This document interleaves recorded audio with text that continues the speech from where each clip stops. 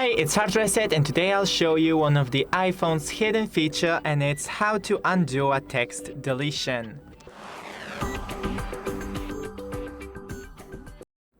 So I'll go into the iMessages because it's the easiest, but you can do it anywhere.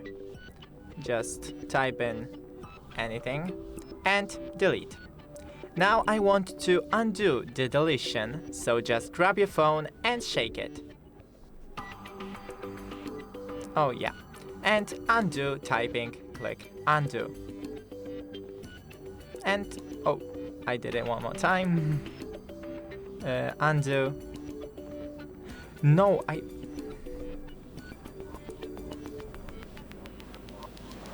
undo.